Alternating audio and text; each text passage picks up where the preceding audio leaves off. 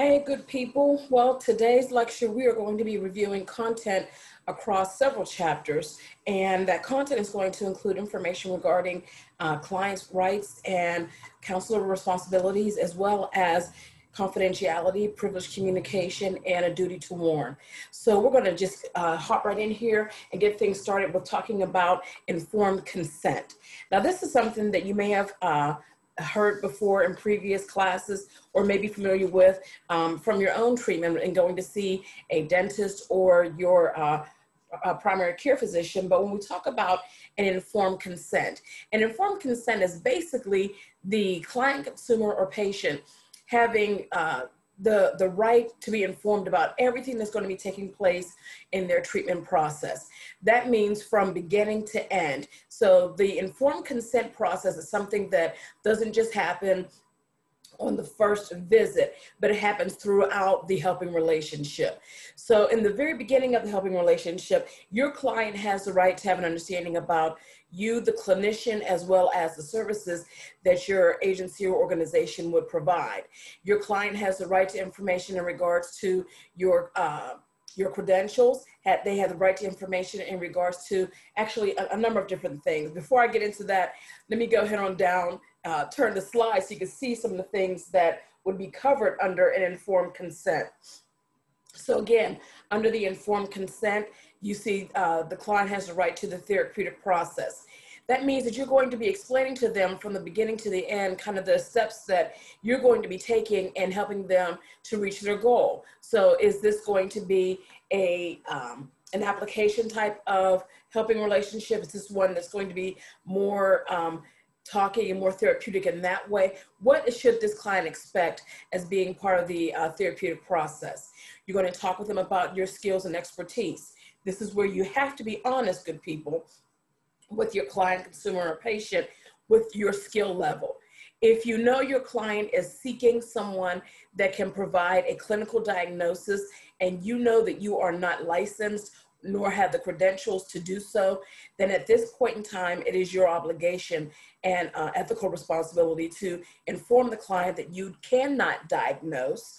However, you can work with an existing diagnosis that a client, consumer, patient may have and helping them to resolve the issue that may be bringing them in to see you. They have the right to have the understanding about the cost of therapy, the length of the therapeutic session. Sessions vary from time to time depending on the type of therapeutic process and the services that the customer, consumer, client may be receiving. So you can have sessions that run anywhere from 15 minutes all the way up to an hour and a half. Most common, you may see some sessions, that are approximately 30 or 45 minutes in length. Your clients have the right to have an understanding about this issue here, consultation with colleagues. When we talk about consultation with colleagues, and I apologize, I didn't mean to blacken it out, but when we talk about consultation with colleagues, this is where you would have the opportunity and the obligation with your client, consumer, or patient to talk about their issue with your supervisor or at a treatment team meeting, or if you were gaining some insight from another colleague. Now, in doing something like this, good people, you refrain from sharing any identifying information about your client, consumer, or patient. Your people also have the right to have an understanding about how you would be using telecommunication in the treatment process. That goes from as little as making a telephone conversation, sending a fax, to transferring information via internet, whether it be by scanning or emailing information. Other information that is included in the informed consent is the client's right to get information in regards to what their clinical diagnosis may mean. This issue right here. And I'm sorry, my lines are not straight today, but they have a right to pertain information in regards to what does their diagnosis, what does that mean for them in regards to their functioning on an everyday basis. We all know that a lot of mental health diagnoses often come with a stigma. And with that stigma, sometimes there are some social issues. There may be some employment issues that a client, consumer, patient may experience. Your client has the right to have an understanding about what that diagnosis may mean to them in their daily living, how that may be classified. The very last one, when we talk about informed consent, your client has the right to, again, the nature and the purpose of confidentiality. What does that mean? When we talk about confidentiality, your client has the right to get an understanding of that from the beginning. And we're going to get into that actually into our next chapter. Excuse me. When we're talking about working with our clients, consumers, and patients, and we're looking at this issue of record keeping. I want to go over this just briefly, but it is very important that you have an understanding of this.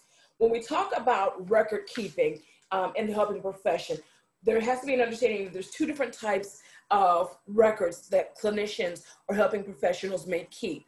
There is your progress report or progress notes, and then there is your process report or process notes. When we talk about your progress notes, that's going to be from a very clinical perspective. The progress notes is something that you are required to keep within any agency, organization, or even if you are an independent contractor. Your progress notes gives you, just as it says on the PowerPoint here, it gives you a history of what the client, consumer, patient, what their presenting problem was, and it gives folks a roadmap of the treatment that you've been working with this client on in order for them to go through the healing process to reach their goal. That is your progress reporting. Now, your process recording or your process notes, that is something that is totally different. Your process notes are used specifically for you, the clinician, that you would be able to keep track of specific information that the client may have been sharing with you. It gives you an opportunity for you to write down your impressions, your thoughts, possibly ideas that you would have about future treatment options. This is with your process notes or your process recordings. This is the information that you would be probably taking with you when you talk with your supervisor or a treatment team meeting. More so in just getting some feedback on, does this idea seem to make sense for this type of client profile that I shared with you? So we have our progress reporting or progress notes, that's your clinical perspective, and your process recording or process notes, that's your ethical perspective. And again, that's information that you, the helping professional, maintains for yourself. When we talk about still keeping with our progress recording or our progress notes, this is something that we look at from a legal perspective as well as case management perspective. Again, with your progress reporting, this is how you're able to kind of maintain the detailed records of what's going on for your client so that, again, there is a record of what they presented with, the work that was being done, and any goals or objectives that they may have met along the way. This is what's required of you as a licensed professional, as a helping professional. From a case management perspective or risk management perspective, this also helps when we're talking about looking at things or reviewing client information so that we can figure out how can I, the worker, kind of make things a little bit better the next time around if I have a client with a similar background, or how can I improve things in order that I talk with this client, consumer, patient from an insurance perspective, their insurance coverage, making sure that everything that this client, consumer, patient may need, that is still going to be covered under their insurance plan. So again, the record keeping is very important that we understand what the two pieces are. We have progress, which is this clinical perspective, and process, which is going to be your ethical perspective. The legal perspective and your risk management, that all falls under your progress recording. Now, when we talk about the information that is kept in your client records, our book gets into, a little bit of information, not great detail, but it gives you some information on things that you would find in your client record. And this is something that, again, would be common within any helping profession. You're going to have your intake sheet. Your intake form is going to be that first form that you see that of the client's contact with your agency or organization. You'll see documentation of a referral. Were they a self-referral or were they referred by another agency or organization? You'll see a signed release form. You will see documentation in regards to progress notes. You will not see process notes in a case record. Process notes are kept separate from the case record because that is specifically for that clinician in the helping process. It is not a part of their case record. You may also see information in the client's case record in regards to their diagnosis and or prognosis, as well as the treatment plan that has been developed for them. When we talk about other important pieces of information in a client record, something that a lot of folks just kind of overlook is this point right here, your termination or your discharge summary. That is very important information to have, especially when we're talking about receiving clients from another agency or organization. The reason being is because you will be able to see from the discharge summary or the termination note that the history of the client working with a particular helping professional. A lot of times termination is on a friendly note, but sometimes, unfortunately, termination or discharge of services may take place because of a negative experience. It could be that the client just refused to come back. Could be that the client stopped paying, so the agency or organization had to end services. It could be that a worker just didn't have a good working relationship with the client, consumer, or patient. But the termination or discharge summary, very important information that you will find in your case record. Another piece of information that you'll find in your case record is going to be your release of information. That release of information more than likely is going to be a form that was signed by your client, consumer, or patient, granting permission to whichever agency or organization they were receiving treatment from to provide information to a referring agency or organization. So your release of information, very important information in your client record. Signed and dated progress notes, again, the progress of what the client has been doing, all of your progress notes, regardless of what discipline would be working on a client, consumer, or patient. So let's say if you were in a medical setting, you would have a progress note from a physician or from a physician assistant, maybe from dietary, maybe from nutrition, maybe from physical therapy, occupational therapy, maybe from your social worker, maybe from your discharge case manager. Every progress note will be signed and dated for the mere purpose of that person who put the note in the client's chart, for them to be accountable for the services that they provided. Now, when we talk about our records, the client records, and what the client has a right to. Let me move up here a little bit. Oops, sorry, I went too far. Let me stay back here. When we talk about our records and what the client has a right to, you, the helping professional, have a responsibility to make sure that your client's records are stored in a safe place, in a secure place. That does not mean that your client cannot ever have access to their records. And actually, now that I think about it, I'm going to get into that a little bit later in the lecture. But you, the worker, have to make sure that the client's information is housed in a place where there's going to be able to have some, be able to guarantee maintaining confidentiality. It is very easy, unfortunately, for people to access information that may not necessarily be pertinent to themselves in an individual situation in regards to a client record. And it's information that unfortunately sometimes could be shared in a very unethical way. Basically, I'm saying there's a lot of people that like to gossip. Okay, let's be for real, y'all. There's a lot of people that like to gossip and spread someone else's information. So you, the helping professional, have to be able to maintain secure, confidential records for your client, consumer, patient. I'm going to pass up this portion here of online counseling, because I want to get to, and we'll come back to that. I want to get to this issue where we're talking about working with children and adolescents, working with minors, especially when we're talking about informed consents. Now, when we're discussing informed consents with working with minors, we have to have a very clear understanding of what our state regulation is, or what our state determination is of when a minor is of legal age to consent. So in the state of Pennsylvania, at the age of 12, a minor is of legal age to consent. They can consent to sexual intercourse. They can consent to treatment. Now, that does not mean that they have the developmental capacity or the intellectual capacity to truly understand the consequences of everything, but they have the ability to consent to something.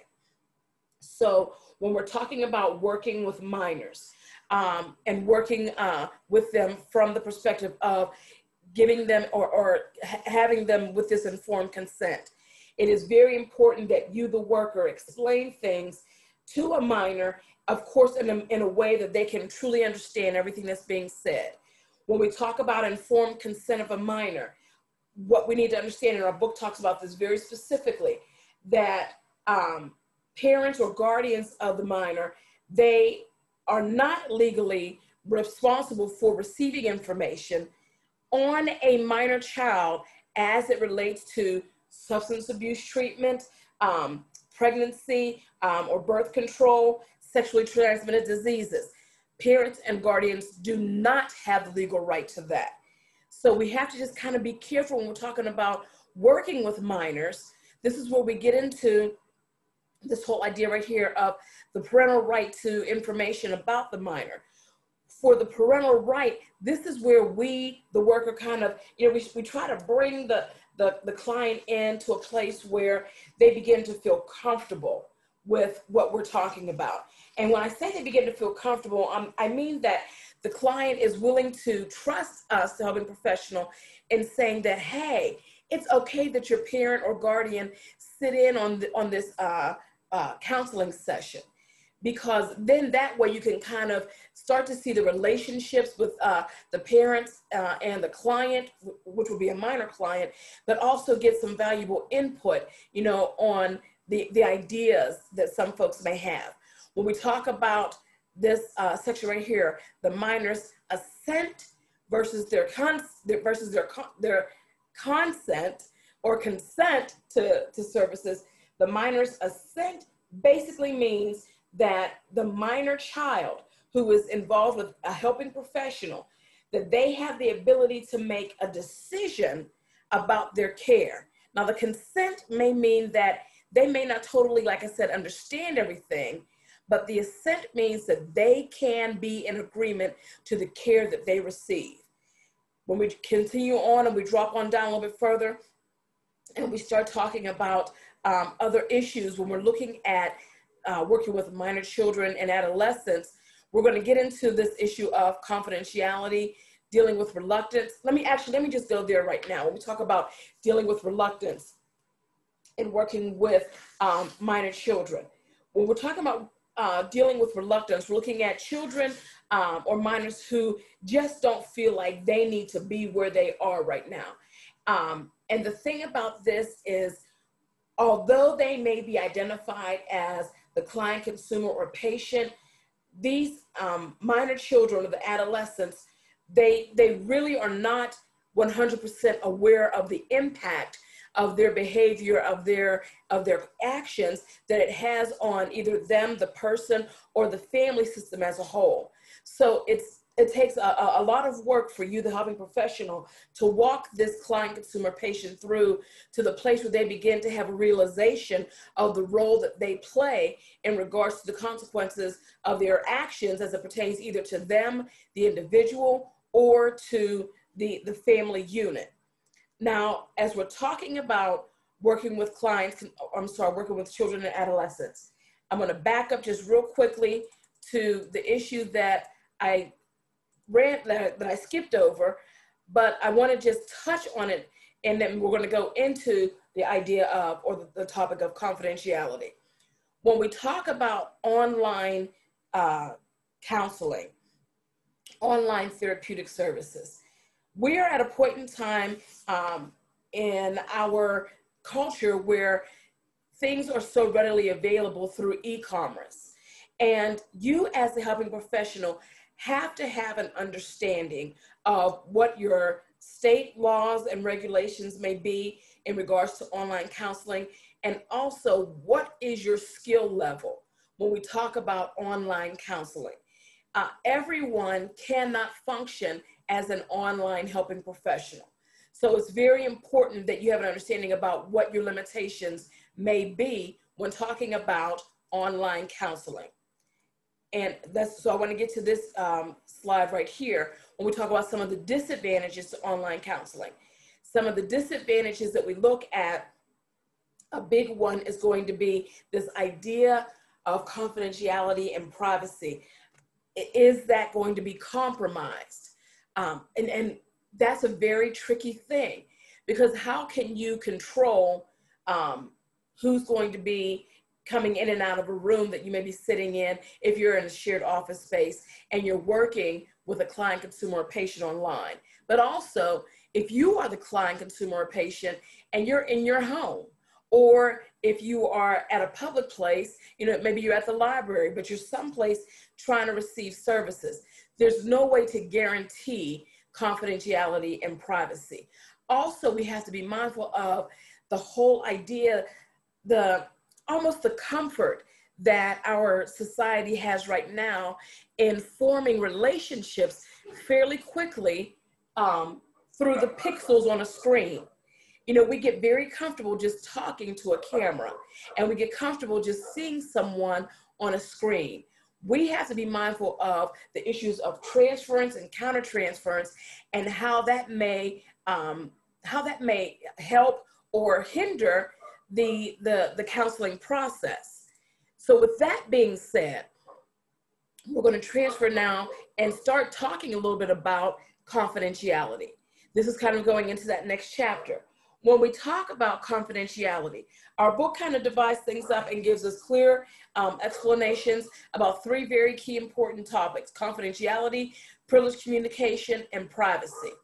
When we talk about confidentiality, you see the explanation and the definition on the screen. Confidentiality is all about the client's confidence that their information will remain private communication between the counselor and the client. When we're looking at confidentiality, we have to look at, or our book gives us 6 basic steps when we're looking at how do we protect confidentiality for our clients. And we start at preparation all the way down to continuing to talk about confidentiality. When we talk about preparation, that's something that's done all along the way. And of course, when your initial meeting and you have that informed consent. As we go on down, you see that right here, number 3, when we talk about getting the consent, when we're talking about getting and obtaining the informed consent for the client, that's so that they have an understanding about what we the helping professional are obligated to do in providing this safe place for them to talk. But also with the informed consent, this is where we may be introducing to them just the idea that if I am to make a referral to another helping agency or organization or professional, I may be asking for you to sign a referral form. And that would also entail me explaining to you all of the information that I'm going to either be sending to an agency or organization, or information that I would be receiving from an agency or organization on your behalf. Okay, so again, confidentiality, these are some of the things that we have to be mindful of. Number 4, how we respond ethically to legal demands for disclosure. We're going to get into that when we talk about privileged communication. Number 5, avoid preventable breaches of confidentiality. The long and short of that, good people, is stop talking so much in the lunchroom. Stop talking in the elevator. Stop talking in the waiting room. Stop having long, lasting conversations in the break room. When we talk about avoiding breaches of confidentiality, we're looking at how are we going to maintain, first of all, our private notes, that's the process recording, but also how do we obtain maybe supervision about a client, consumer, patient without exposing or sharing their private information. So when we talk about avoiding the preventable breaches, we have to make sure that we are maintaining close to our person all the information that is shared about our client, consumer, patient, and not sharing that information willingly or haphazardly. Now, when we talk about privileged communication, privileged communication is basically, as it says on the screen here, it's a legal concept, and it's all about protecting the client's right to privacy. Privileged communication is for the benefit of the client, not so much the clinician. So with privileged communication, the thing about this is you as a helping professional may be subpoenaed to participate or to present in a court hearing. You are required to show up at that court hearing. You are required to share information as it pertains to what the question may be.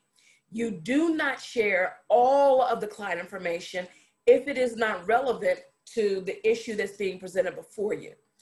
This is where the client has the opportunity to say yay or nay that they do not want the information or their clinical records being shared.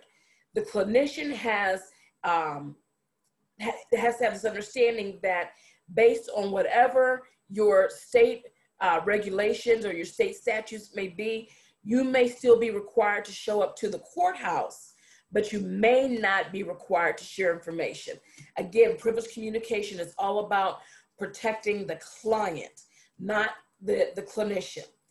Privileged communication can get a little tricky when we talk about looking at things from a group therapy session or family therapy session, or even when we're talking about working with minors in the helping profession.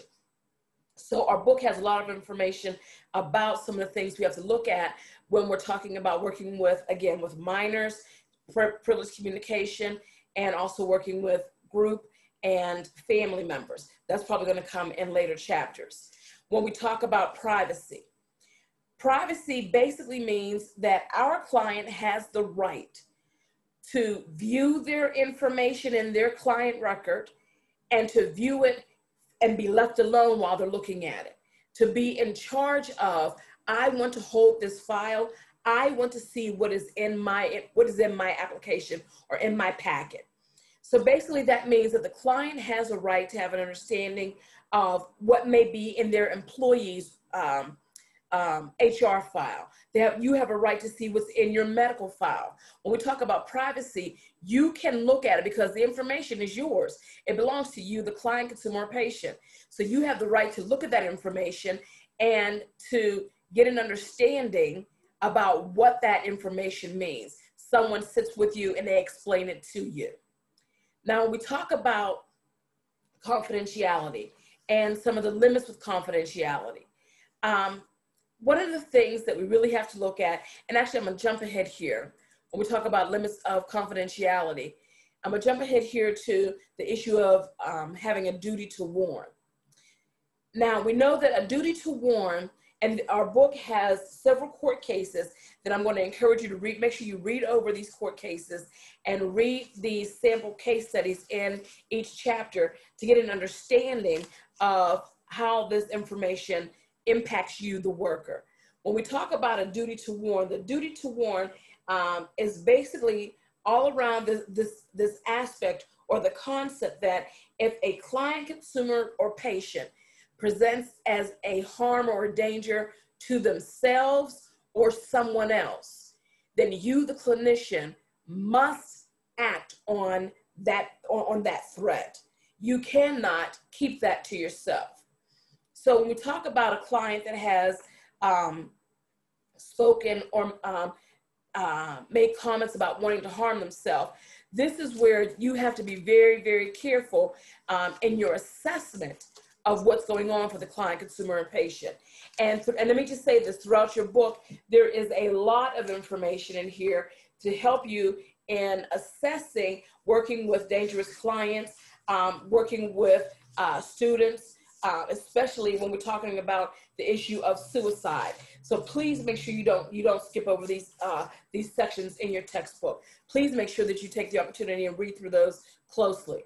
But to briefly go over them, excuse me, when we talk about this duty to warn, you are basically looking at identifying clients who are making statements of wanting to harm themselves or someone else.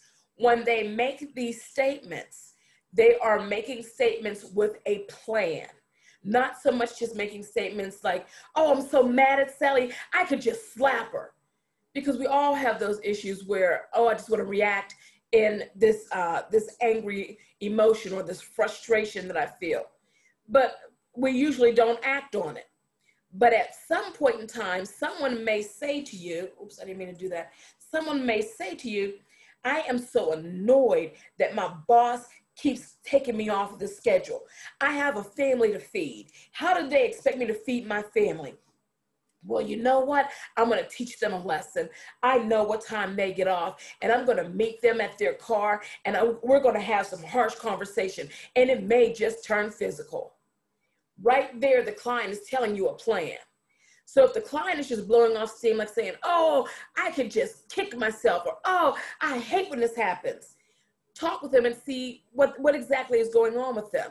But if you have a client, consumer, patient that gives you specific plans of how they're going to have harm towards a person or themselves, then you are ethically responsible to act on that. You have to act on that.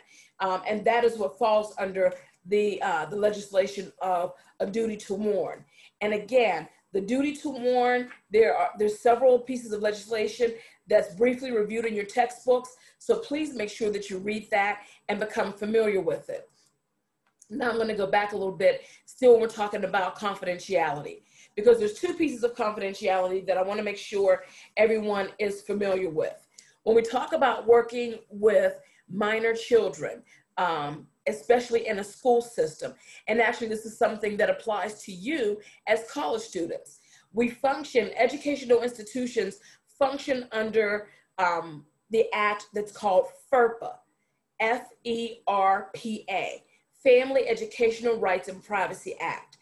FERPA basically protects you, the student, from disclosing, from the school or the institution, disclosing any information, personal information in regards to your progress at the institution. When we're talking about working with minors and school-age children, FERPA is in place that will help counselors to discern how much information or what guided information they can present to parents and what information needs to be withheld from parents. One of the things that, that falls under FERPA, I'll say this as an example, would be if a school district, let's say, contacts a parent and says, oh, your son or daughter was caught on camera or was saw on the camera damaging school property with 3 other students. And you, the parent, may say, well, I want to see that film. They will not show you that film for the mere purpose they cannot show you the faces or the identity of the other students who were involved with your child. They can just tell you, we have it on film. Now, of course, with modern technology, we may have some school districts that will be able to fuzz out the other faces of students that are involved and that you see your son or daughter in the act of vandalism. But 9 times out of 10, they are not going to allow you to see that footage because they have to protect the rights of the other students. That's FERPA. Now, the part that protects the helping professional as well as a medical professional is HIPAA. And I'm sure you're probably familiar with this. When we talk about HIPAA, HIPAA is the Health Insurance Portability and Accountability Act. HIPAA is basically in place to govern what information is released on a patient, client, consumer when we're talking about transferring information excuse me, from one helping professional to another, but also within an agency or organization or medical facility. So that whole idea or the concept of progress notes versus process notes, that we could say kind of came out of, or I should say it was beneficial, HIPAA was beneficial for the process notes in that it's not legally required to be in a client record. The progress notes are. So we have that division of what goes in a client record versus what the clinician keeps to help guide them in the helping process with the client, consumer, or patient.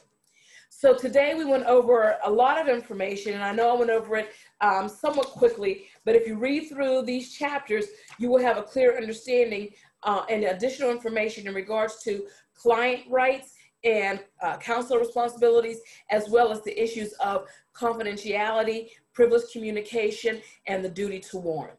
Okay, good people, so in your folder, you will find some topic assignments, you will find discussion posts, and you will find a chapter quiz. So if you have any questions, comments, or concerns, please feel free to contact me by email or use my office phone.